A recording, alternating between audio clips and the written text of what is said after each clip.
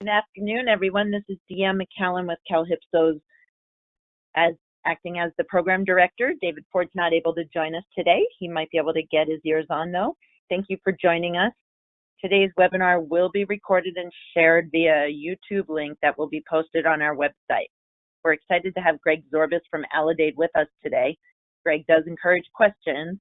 You should be able to see a question box on your dashboard or control panel.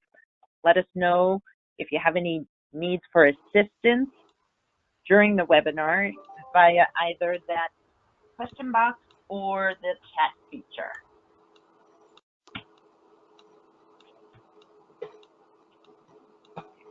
Today's webinar is risk coding, and I'm going to tell you briefly about CalHIPSO. I know a lot of you joined us monthly, so this is information you're aware of. We were created as a federal regional extension center 10 years ago. We just celebrated our 10th anniversary, and our founding partners were California Primary Care Association, the California Medical Association, and the California Public Hospitals and Health Systems. We have been working on Medicaid meaningful use over the past 4 years, and we still have 1 more year left of that program, and a couple other quality improvement programs such as encounter data submission, and we are in the early stages of working on ACO practice transformation support. Aledade is our presenting company today. They sustain physician independence. Oh, sorry, I didn't mean to move that. For success in the progression from value-based to value-based care. That's the payment model that Aledade supports, and we're working with small practices on that arena. Greg is our presenter today. He manages transformation teams to ensure that partner practices will be successful in value-based care. Greg has worked in 23 states and previously worked for a federally qualified health center in Maryland for 2 years. He's a native of northern New Jersey and is looking forward to becoming a California resident very soon. So it's kind of like a competition to see where Greg might land in California when he moves here. He's committed to the idea that healthcare systems change is possible through better alignment of incentives for providers, patients, and payers. And with that, this is the introduction to risk coding in value-based care by Greg Zorbas. Greg, take the controls. As Deanne said, my name is Greg Zorbas. I work with Aledade, and I have been working with independent primary care practices to prepare for value-based care over the past 3 years. And part of that process is understanding what risk coding is. It's a key element to being successful in value-based care, and it's something that's a little bit newer to providers in this value-based care world. Just as a disclaimer, I'm neither a physician or clinician or a certified coder, and so I'll be speaking to these ideas conceptually. But I won't be able to get into some ultra specific situations about diagnoses and risk coding. So with that, I'll get into some of our learning objectives. So first and foremost, I hope to convey what risk coding is and how risk scores work for patients in value-based care. I want to stress the importance of using specific and correct HCC codes. And I also want to wrap up with a few strategies that you all can use in your organizations to improve the accuracy of your risk coding. So starting at a high level, why do we need risk coding? So the United States has a healthcare cost problem. We're spending $3.5 trillion per year on healthcare. That's about 20% of the GDP. And a lot of that cost is unnecessary or wasteful. And that's been true for the last 2 or 3 decades now. And so there have been different campaigns and initiatives, in that time to reduce the unnecessary spend and improve the quality of care. But one of the, in those endeavors, if you're reducing the cost of care, you also need to have a sense of how much it should cost to take care of patients. So risk coding is just a tool or a model for estimating the appropriate cost that it should take to care for patients. And so we'll take a look at Medicare's risk scoring methodology. It's called HCC.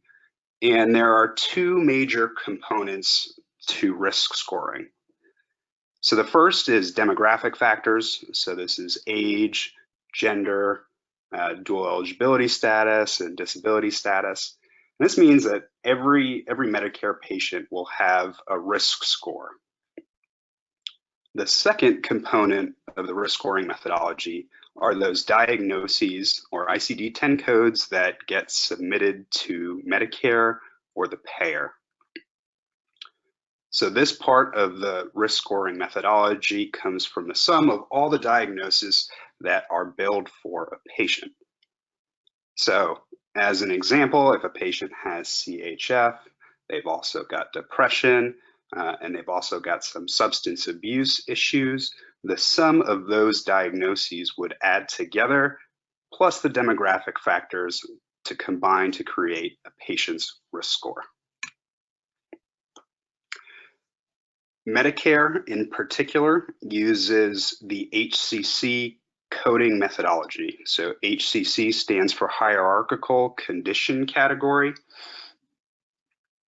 And it's specific to the Medicare process. So, of the 68 or so thousand ICD-10 codes available, 10,000 or just under 10,000 of those map onto HCC risk codes.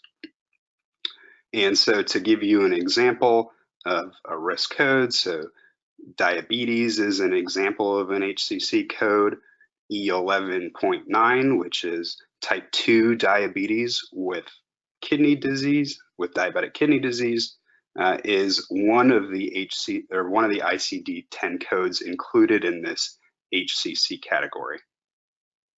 For 2018, this particular HCC code has a weight of 0.318. These weights are adjusted every year by Medicare, and so they change annually. This slide just illustrates the point I just made. So of the 68,000 ICD-10 codes available, only about 9,500 of those codes map onto the HCC framework and have risk weight. There are 805 diagnosis groups, 189 condition categories, and 79 hierarchical condition categories.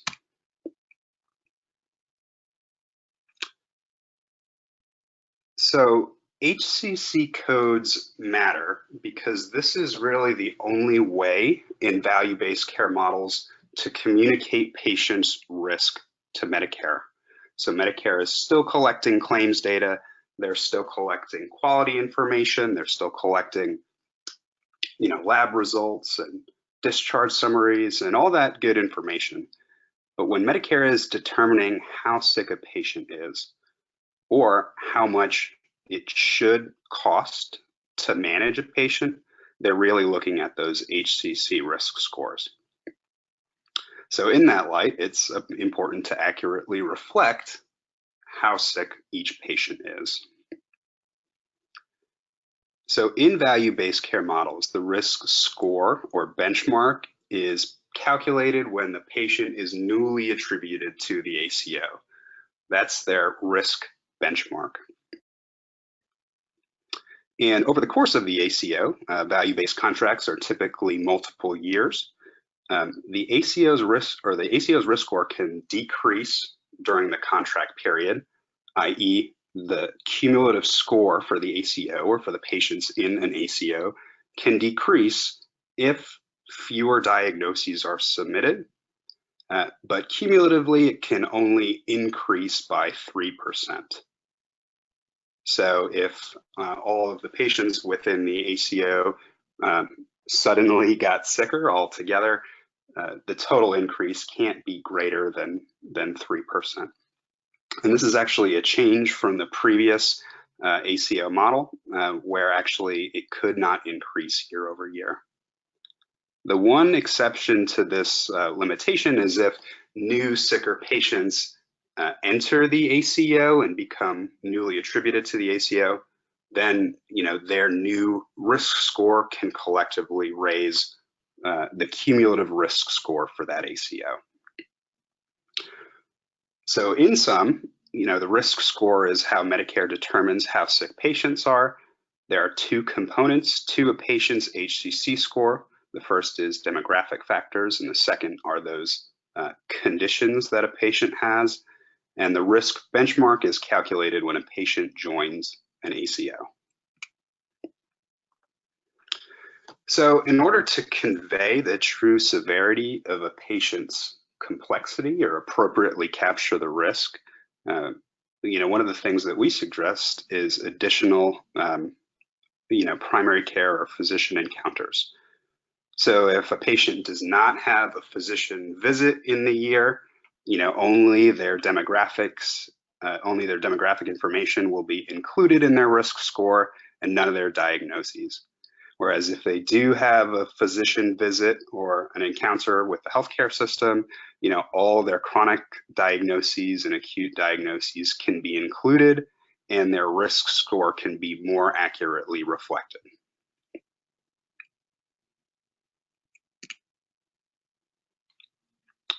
Okay. Risk, in talking with some providers, when first introducing the concept of risk, there can be some hesitation around, doing full or appropriate coding because it seems like upcoding, and that's really not the idea here. So whenever we're including diagnoses for patients, it always has to be we always need to include thorough clinical documentation of those diagnoses. So the monitored evaluation, assessment, and treatment, should always be a part of the clinical decision-making process to justify the diagnoses that are being billed to Medicare. An important note with these risk coding models, particularly HCC, is that all ICD-10 codes should be reported annually. So that means chronic conditions should be addressed at least once per year. Medicare resets the diagnoses, the diagnosis portion of the risk score each year. So it's important to continually convey on an annual basis the current active condition that a patient has. One of the strategies for doing this, we coach with our practices, is the annual wellness visit, where it's an opportunity to include as many diagnoses codes as possible for the patient without necessarily treating each one individually. Okay, getting a little bit more granular on how HCC scores are calculated. Recall there are different HCC categories, and diabetes is one of those categories, and it's a common one we see for Medicare patients. So we do have an HCC code for diabetes without complications. That's going to be your E11.9. And we also have another code, diabetes with acute or chronic complications, and that has a weight of 0.3. So what that means here is the risk weight for a diabetes with complications diagnosis has 3 times the weight of a risk code for diabetes without complications. In the uncomplicated example, Medicare would allocate about $1,000 per year, and that's what that 0.1 signifies, to manage that condition, whereas in the bottom case, it's roughly $3,000 per year. And so here it's clear that it's important to convey the true complexity and severity of a condition to appropriately risk weight for the patients. These two HCC codes are in the same category, and when multiple codes from the same HCC category are submitted, the highest one is the one that Medicare will accept. So if a patient is seen and both diabetes without and diabetes with complications are coded, Medicare will keep the highest weighted code within that category.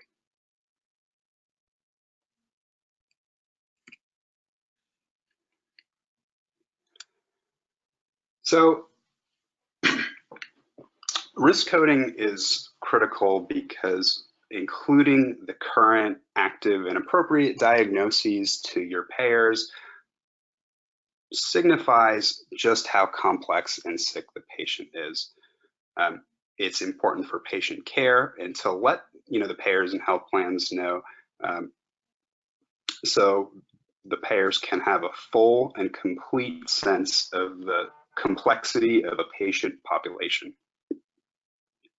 It also signals to payers and value-based care models the quality of care that's being provided and the efficiency of the organization providing the care. And we'll get into a little bit more about how that model works later. So we've been discussing risk coding through the lens of the HCC methodology, which is the Medicare methodology. But commercial payers also have different and similar risk coding methodologies to assess the complexity of the patient population. So some commercial payers use actuarial models that are similar to the HCC model. Some use different models altogether. One key difference between typical commercial risk models and those for Medicare are that commercial risk models risk adjust patients in the concurrent year. And what that means is that all the diagnoses that are billed for a patient go towards the patient's risk score in the current calendar year. Whereas, as we discussed with Medicare, it's prospective, meaning the diagnoses codes and risk score for a patient set the benchmark for future years. Additionally, for commercial payers, there are more diagnosis categories that are included that carry risk weight. So as an example, in Medicare, hypertension, asthma, anxiety don't carry risk weight, whereas in some commercial plans, those codes do risk weight.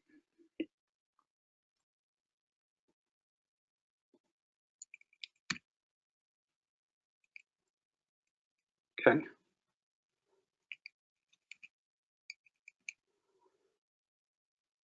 So, in a real example, describing the importance of risk coding. So risk coding appropriately sets the benchmark for the expected cost of care for a patient population. And so what Medicare and payers do is compare the actual cost, i.e. the money spent, to the expected cost of the patient population. So we have two examples here. So in this first column here, we have a situation where only a few risk codes are used. Perhaps there wasn't as much attention paid to the risk coding, and based on the level of, or based on the risk score for this ACO, Medicare would only expect the cost to manage this population to be about $500,000. And it looks, based on the missed coding opportunities, that there was an additional $1.5 million left on the table. Whereas in the second example, it truly cost, based on claims data, $1 million to manage that patient population, but because the risk codes were captured fully, completely,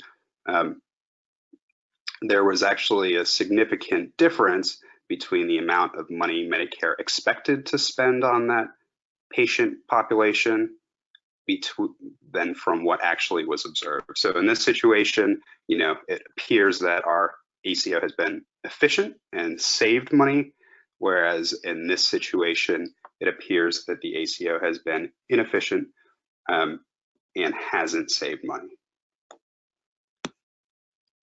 And I'll pause there for a second. Any questions so far? Any comments or feedback from the group?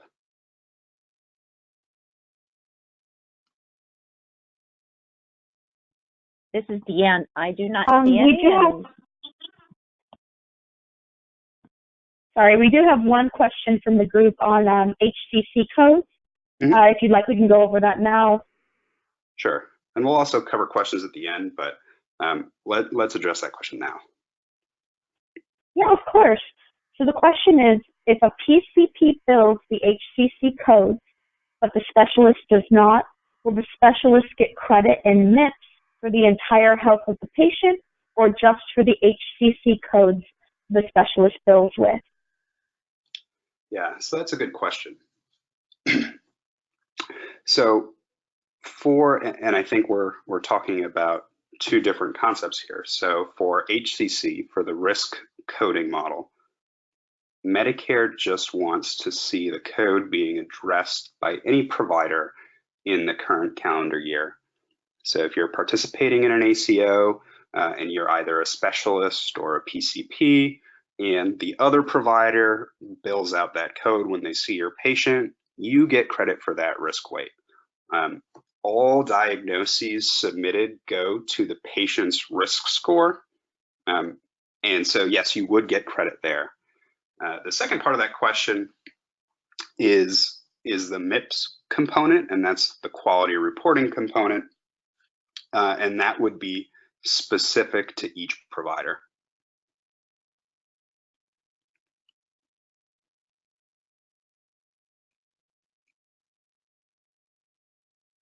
Okay. Any other questions? No, that seems to be the only one right now. All right, great.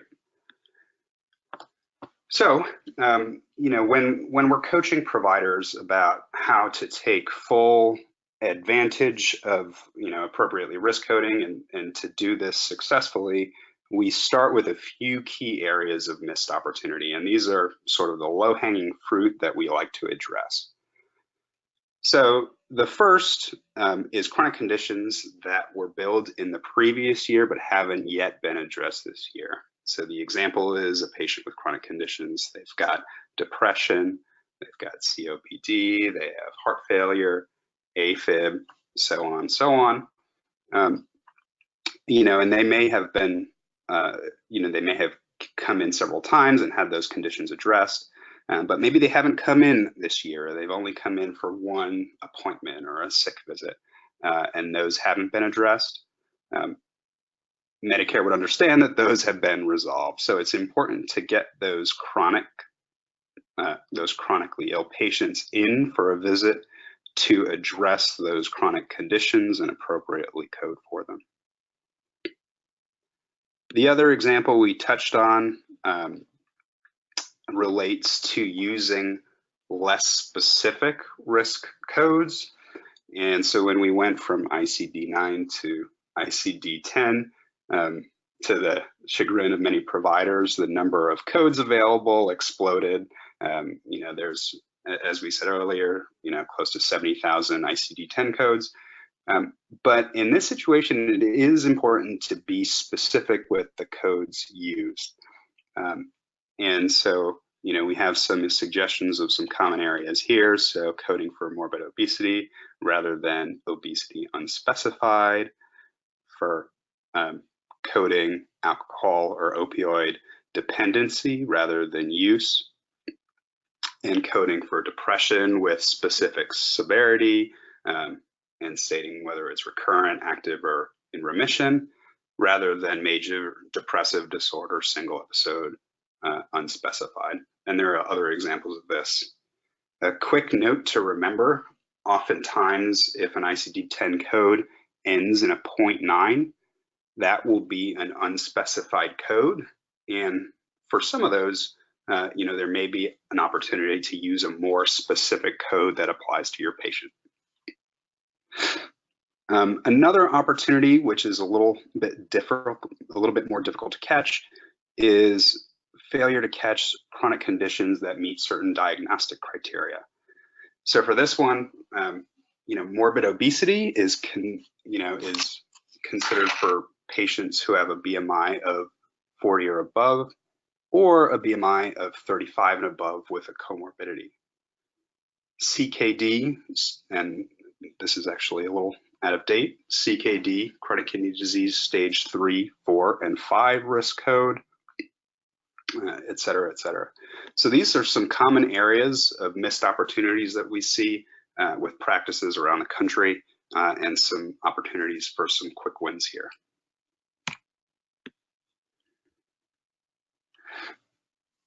And again, this slide goes to documenting appropriately and accurately all of the conditions that a patient has.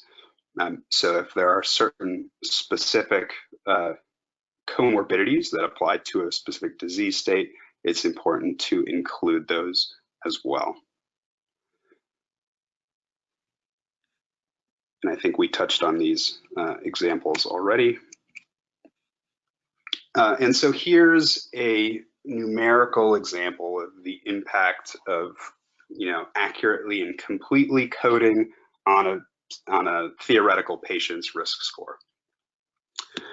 So consider we have a 76-year-old female. She's Medicaid eligible, and these are her demographic factors. She's got diabetes, but that wasn't coded. She's got vascular disease, which wasn't coded. She's got CHF. And because none of these were coded, there was no interaction. And so based on her demographic factors alone, her risk score was about 0.645. And based on that, Medicare would say, okay, this patient should cost about $6,400 per year to manage. So moving into the second situation, we've got those same demographic factors. We've also got the diabetes captured. This is the unspecified diabetes, so the risk weight of about 0.1. We've got the vascular disease without complications, another less specific code. We didn't get the CHF, so we didn't get the interaction there. And so for this patient, or for this example, our risk score is just over 1, and that's just over roughly $10,000 to manage the patient. And in the final example, as you can predict, there's significant improvement in the specificity, so we have the same demographic factors. We've got a more specific diabetes code used. We've got the vascular disease with complications. We've got the CHF captured. And because we captured both the diabetes and the CHF, there was an interaction, and that provides additional weight here. And so the final risk score for this patient is just above 1.8. And so this really drives home the importance of completely and accurately risk coding for patients, because in the first example, we have Medicare assuming that the patient would cost just under $6,500 to manage. And in the full thorough documentation example, we're at just under $19,000 per year to manage. So triple the risk weight there. And before we transition into some operational strategies, I'll pause again. Deanne, Lori, any questions from the group? No current questions that have come in since the other one about the HCC codes. Awesome, thank you. Okay, so a few operational strategies for improving risk coding within your practice or organization. So in general, being aware of why risk coding is important is going to be a team-based activity. So it really is incumbent upon the entire practice and clinical team to understand why risk coding is important. Though the doctors and providers are going to be ultimately responsible for diagnosing patients and submitting those codes, it's important for the entire team to have an understanding of why using specific codes and capturing certain conditions can be important to appropriately set that risk benchmark.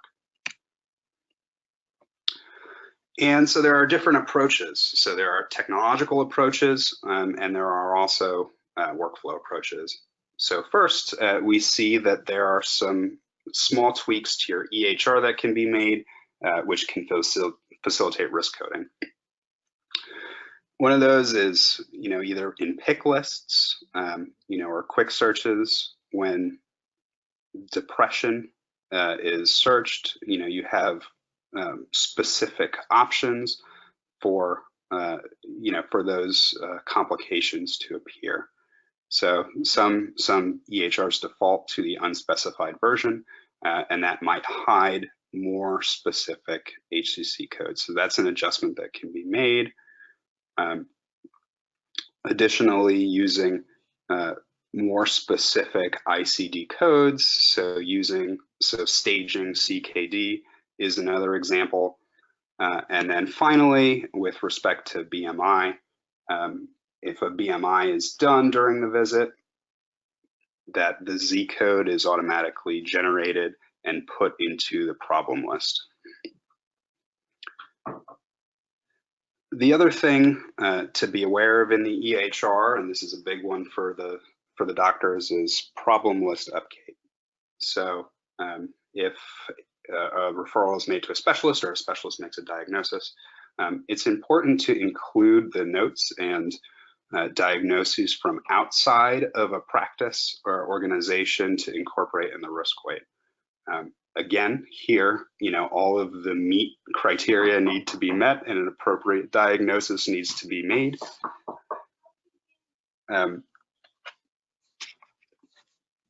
But those factors are still important here as well.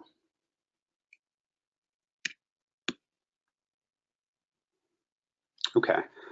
In addition to interventions that can be done in the practice, it's also important to ensure that the risk-weighted codes are making it to the payer.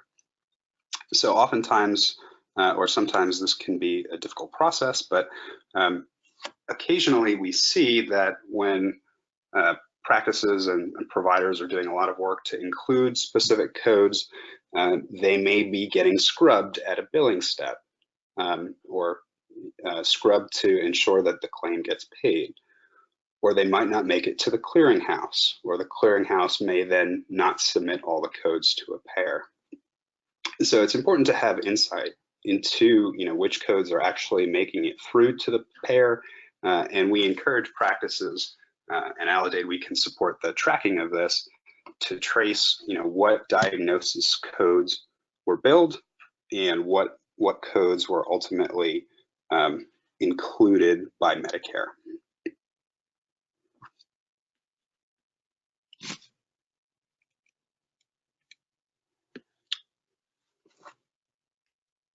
So operationalizing risk coding within the practice.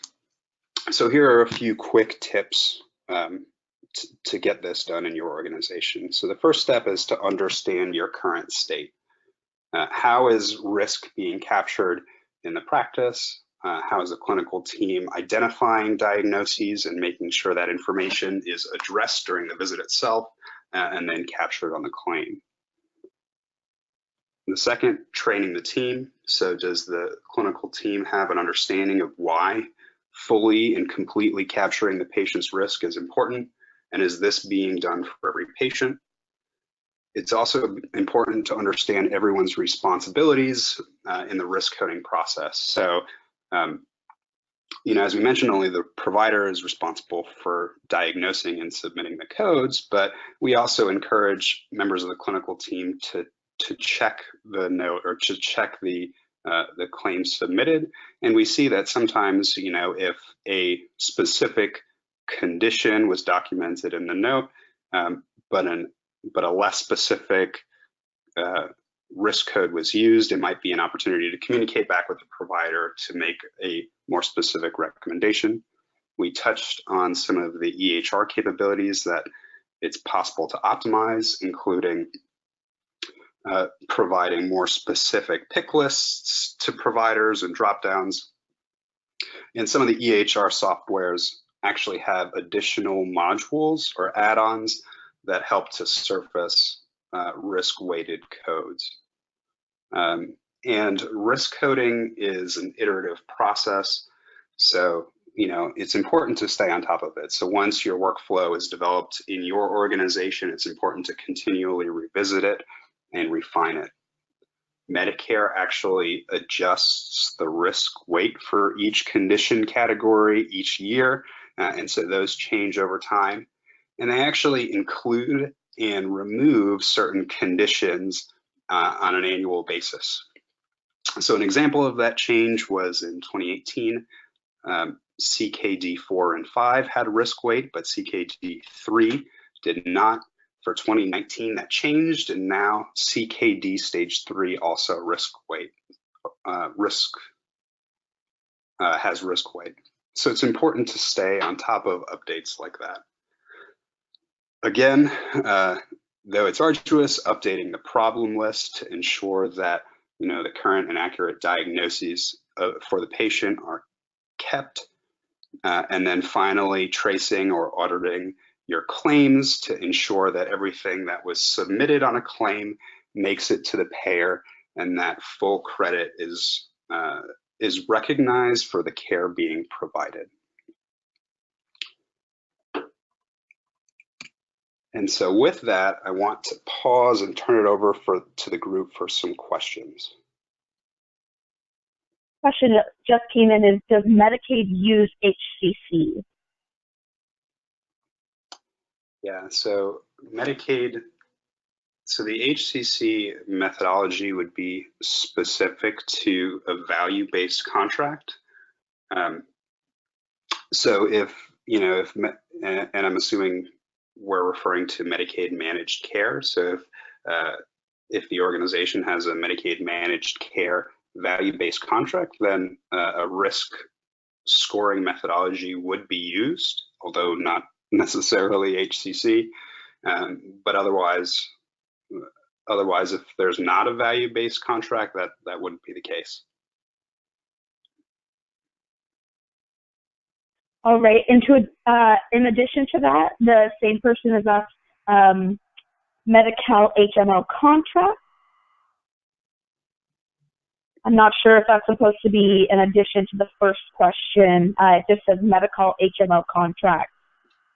Yeah, and again, with you know, I used Medicare as the example because their ACO program, the Medicare Shared Savings Program, is standardized nationally. You know, whereas you know Medicaid and Medi-Cal, the contracts would vary. You know, from contractor to contractor. You know, and so I wouldn't be able to give an answer on a, you know, I wouldn't be able to generalize. It would have to be evaluated on a case-by-case basis. Wonderful. Thank you, Greg. Sure. Moving on, we do have another question. We're looking at, are you aware of any self-assessment tools for providers or hospitals to understand their coding and documentation gaps? Sure. So if you're working with, you know, a population health company, you know, that makes use of Medicare claims, there should be, you know, they should be able to have some insight. You know, at Aledade, we typically look into this. But one of the things that healthcare organizations can do, some of the EHRs actually have the ability to run a list of the top diagnoses used. And that's something that we like to do when we start off with practices, just to get a sense of what type of conditions are coded most frequently. And at Aledade, we work a lot with independent primary care practices. And, you know, one of the things that we often see is that, you know, there's opportunity to use more specific codes. So, the E11.9, the diabetes unspecified, the F32.9, the major depressive disorder unspecified, are some things that we commonly see when we do that kind of audit. The other thing, as I mentioned in the talk, is that it's important to understand and train the staff on risk coding workflow, just so that they're aware of the importance of risk coding. Some providers that are new to value-based care, will say that, they didn't go to medical school to code or to document. But it's really essential that this activity is done in the value-based care world, because you're really, if we're not appropriately risk coding for the patients, we're not getting credit for the work that's being done and the care that's being provided. So those are two recommendations that I would make. We have a few more, I was just going to say, we have a few more strategies that Aledade works with practices on, in terms of data and surveillance, but those are two strategies that really anyone could get started with. Thank you so much, Greg. If you've got a minute, we do have one more question that came in. We're looking at, what are the key things payers look for when adjudicating these complex conditions? Yeah, so again, that would be the documentation in the note. So was it addressed thoroughly in that visit? Monitored, evaluated, assessed, and treated. That's really the standard that they're looking to see within the note. And as I mentioned, the one exception for that is the Medicare wellness visit, where those criteria are relaxed, and Medicare actually encourages providers to include as many applicable diagnoses as possible without necessarily fulfilling all of that MEET criteria. Perfect. We did get another one just now. We've been asked, do you have recommendations on tools to use to stay up to date on those year-over-year changes to risk score weights, as you mentioned? Yeah, so Medicare actually publishes those, and I can provide some tools and some resources to Deanne to distribute after the fact, so you all can you can check into those for yourself to bring back to your organizations. That'd be great. Thanks. Okay, fantastic.